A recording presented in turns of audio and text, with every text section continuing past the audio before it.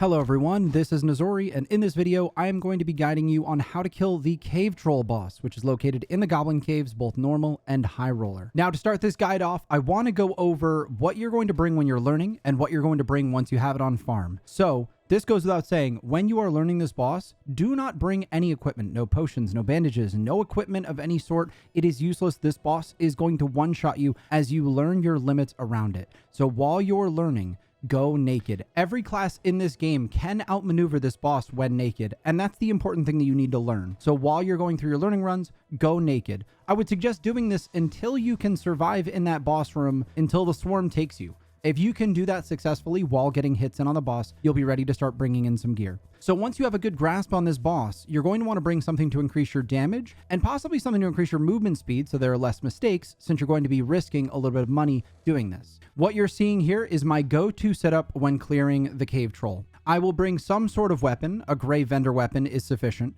Boots for movement speed, the agility gloves for movement speed and attack speed, and a lot of times I'll bring the agility pants since they don't drop your movement speed too much, give you a little bit of defense in case of PvP, and will increase your action speed. So this is all you really need. I actually do also usually bring a cap for the PvP aspect, but very important, once you start the boss, you're going to want to take off your cap and chest piece. Now you don't have to. You should be able to outmaneuver the boss with those two pieces on, but they won't supply you with enough defense to really survive a big hit, so they're pretty useless. I would remove them once you get to the boss room. All right, so now that the setups are out of the way, I'm going to be going over the move set that you're going to need to dodge in order to take this troll down. Now, my strategy focuses on the left side. Now, that is the character's left side when you're looking at the troll. So in this video, you're going to see me standing on the left side of this troll more often than not, and he's going to be spamming primarily two different moves. Now, to start, let's go over the low swing here. This one is important. It's probably going to be one of the ones that kills you the most. And now it's not the actual swing that typically gets you.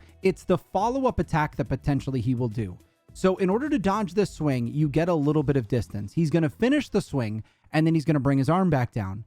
In that time, you can get 1 to 2 hits in on the troll.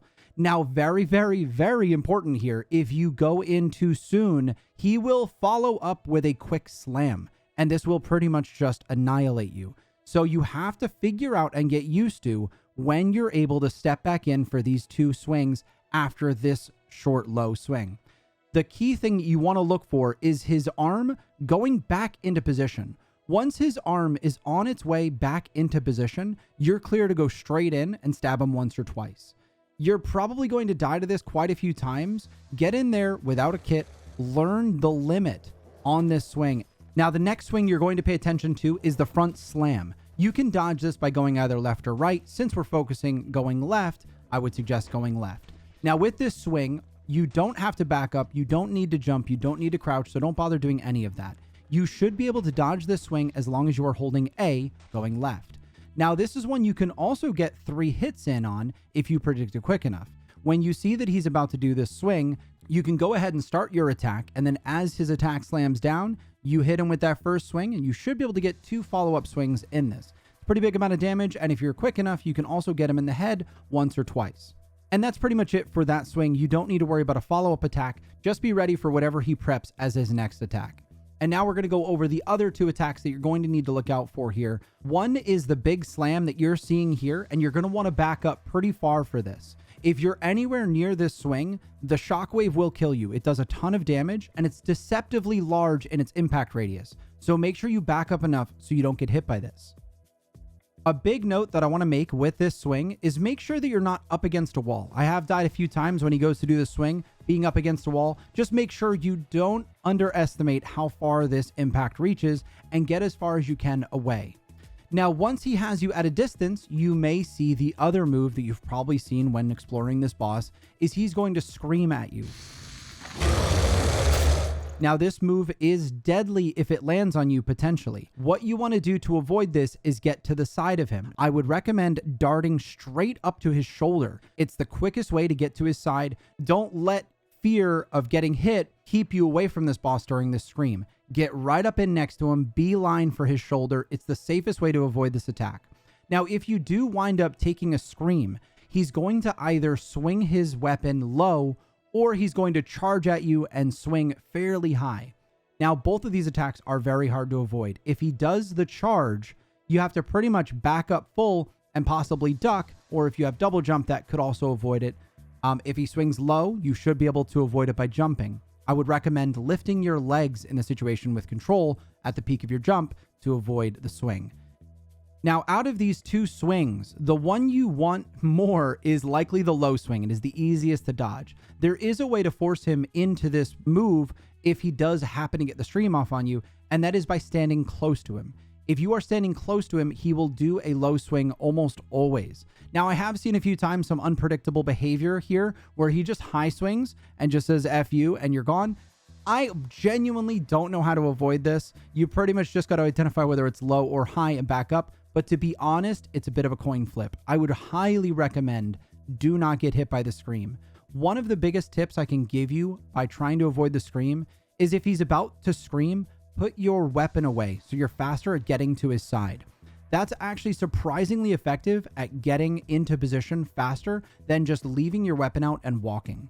So we've gone over pretty much every single move that you're going to need to look out for if you're doing this boss the way I've described here. Now, I do want to go over a couple different strategies here that you're going to want to pay attention to. One big one is if someone else enters the room.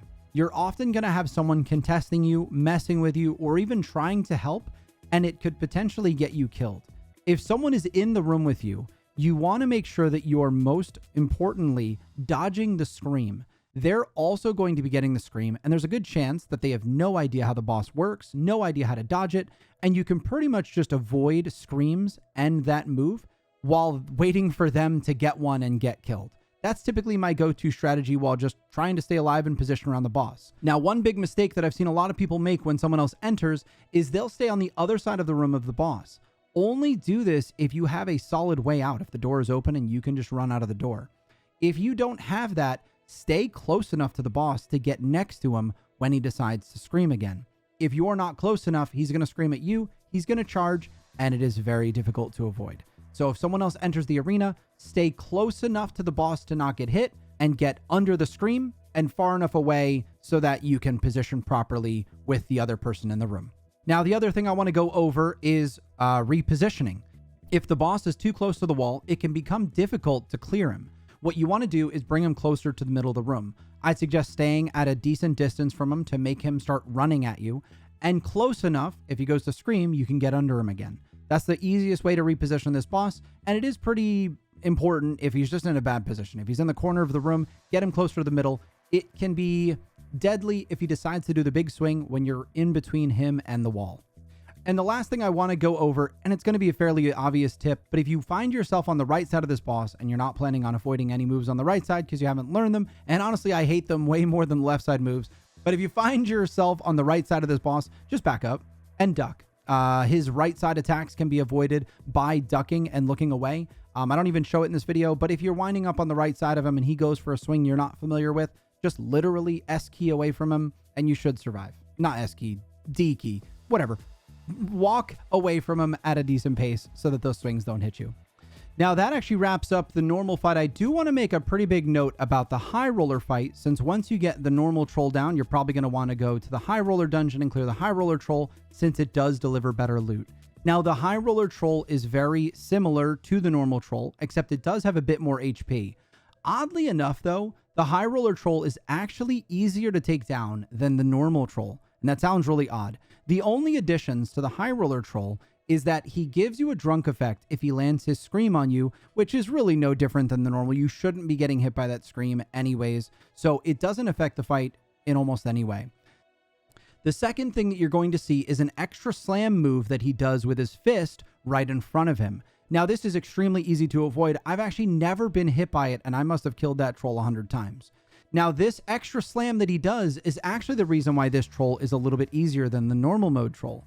When he slams his fist down, he actually exposes his head very openly and gives you a solid opportunity to get 1 to 3 hits on his head. The animation for this is also longer than any of the other attacks that you're going to deal with in which you can get hits. So the normal 2 attacks that we explained at the start of this video, you typically can get 2, 3, maybe 4 hits if you're using daggers in on him during this time. This slam with a rapier consistently produces 3 to 4 hits with a rapier, and honestly, most of those are headshots. So you wind up actually putting a lot more damage in on the Highroller boss than the normal one, and your kill times are going to be a lot shorter due to this. So once you get the normal troll down, definitely go give the Highroller troll a try. Don't be intimidated. It literally is easier. But guys, that about wraps up the explanation on the cave troll. I hope this video was useful to you. If it was, guys, please give it a like or a comment. I would greatly appreciate it. And if you want to see more of my content, you can feel free to catch me live on Twitch. I stream every day at twitch.tv/Nazori. But guys, thank you so much for watching this, and you guys have a great rest of your day.